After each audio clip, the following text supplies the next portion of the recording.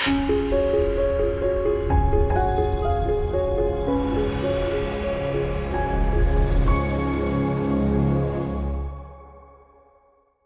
င်းနိုင်ငံဖရာနခွန်စီအယုဒ္ဓယပြည်နယ်တွင်လမ်းဘေး၌ရပ်နေသောအသက်33နှစ်အရွယ်စက်ရုံအလုပ်သမားတဦးကို၎င်း၏လုပ်ဖော်ကိုင်ဘက်ကဆိုင်ကယ်ဖြင့်ရောက်လာပြီးဥကောင်းကိုတနက်ဖြန်ပစ်ခတ်သွားသဖြင့်ရေးပေါ်ကုသမှုခံယူနေရပါတယ်။ဖြစ်စဉ်အသေးစိတ်အချက်အလက်များအရဘန်ပါအင်ခရိုင်ဆမ်ရူအန်ဒေသရိုဂျာနာလမ်းမပေါ်တွင်အသက်33နှစ်အရွယ်မစ္စတာဘာလန်သည်အနီရောင်အင်ဂျီဝတ်တငယ်ချင်းဖြစ်သူနှင့်အတူလမ်းဘေးတွင်ရပ်နေစဉ်နောက်ထပ်ဆိုင်ကယ်တစ်စီးရောက်ရှိလာပြီးတနက်ဖြန်ပစ်ခတ်သွားခဲ့ခြင်းဖြစ်ပါတယ်။တနက်သမားကနဖူးကိုပစ်ခတ်ခဲ့သဖြင့်မစ္စတာဘာလန်မှာလမ်းဘေးတွင်လဲကျမိမျောသွားခဲ့ပြီးကယ်ဆယ်ရေးအဖွဲ့များကနှလုံးနှိပ်ကယ်ဆယ်ခြင်းပြုလုပ်ကာဆေးရုံသို့အရေးပေါ်ပို့ဆောင်ပေးခဲ့ရပါတယ်။လက်ရှိတွင်အခြေအနေစိုးရိမ်ရပါတယ်။ပစ်ခတ်ပြီးနောက်တနက်သမားနှင့်နစ်နာသူ၏တငယ်ချင်းဖြစ်သူတို့သည်ဆိုင်ကယ်အတူတူစီးကာထွက်ပြေးသွားခဲ့ကြပါတယ်။ရဲတပ်ဖွဲ့၏ကနဦးစုံစမ်းစစ်ဆေးချက်များအရ၎င်းတို့သည်စက်ရုံတရုံထဲတွင်အလုပ်လုပ်ပြီးအတူတူအရက်တောက်လေရှိသောတငယ်ချင်းများဖြစ်ကာကိုရေးကိုတာပြိပခါကြောင့်ကြိုတင်ချင်းဆိုလှုပ်ကြံခြင်းဖြစ်နိုင်ကြောင်းယူဆထားပါတယ်။မိခင်ဖြစ်သူကသူမ၏သားမအခန်းငှား၍တဦးတည်းနေထိုင်ပြီး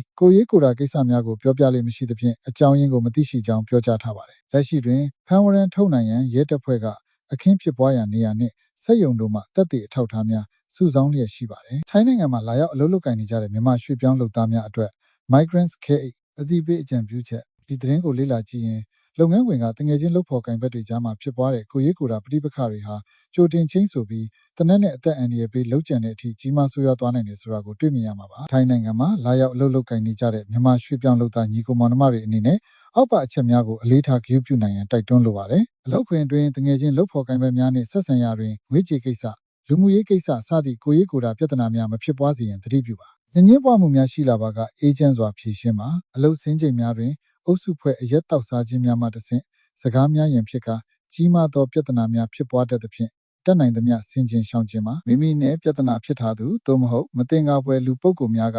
လူပြတ်သောနေရာများသို့ချင်းဆိုလာပါကတဦးတည်းတွားရောက်ခြင်းလုံးဝမပြုလုပ်ရန်အသိပေးအကြံပြုအပ်ပါတယ်ဘေးအန္တရာယ်ပေါင်းမှကင်းဝေးပြီးဘေးကင်းလုံခြုံကြပါစေလို့ Migrants Care မှဆုမွန်ကောင်းတောင်းပေးလိုက်ပါတယ်ခင်ဗျာထိုင်းရောက်ရွှေ့ပြောင်းမြန်မာနိုင်ငံသားတွေရဲ့အရေးကိစ္စတိုင်းအတွက် Migrants Care